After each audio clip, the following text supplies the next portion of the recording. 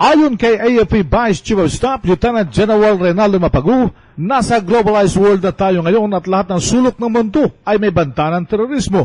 Kaya't ang AFP ay ni-improve naman ang lahat ng mga plano para sa seguridad ng bansa. And I think any country is under threat sa terrorism. So any part of the world is threatened. But ang importante dito is how we appreciate yung threats. Tapos ano yung nagagawa natin, come up with measures, means to prevent yung plans nila from happening.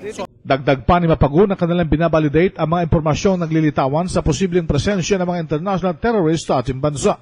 We have to validate that, we have to take a hard look at that so that at least kung masabi natin na tama yon, then we can come up with plans, measures para ma-improve natin yung situation ng bansa. But as of now, I think maganda naman yung ginagawa natin, ini-improve natin lahat ng capabilities natin from human development, human resource development, intelligence, operations, logistics, ganyan, even sa capabilities natin to undertake missions overseas. Kasama Sa mga security measures natin ngayon, ano mga pagbabago?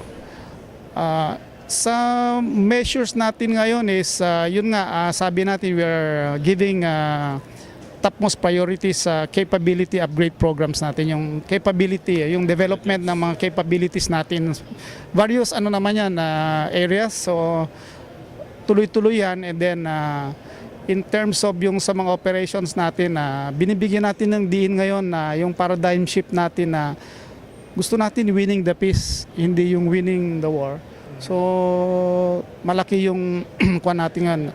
Dati-rati binabalance natin kung saan yung mas priority natin, mas saan yung main bulk ng operations natin. Dati-rati combat operations. Pero ngayon nag-shift tayo towards civil military operations. Si AFP Vice Chief of Staff Lieutenant General Reynaldo Mapagu, RH 911, Bing Fermento ng DCRH Nationwide.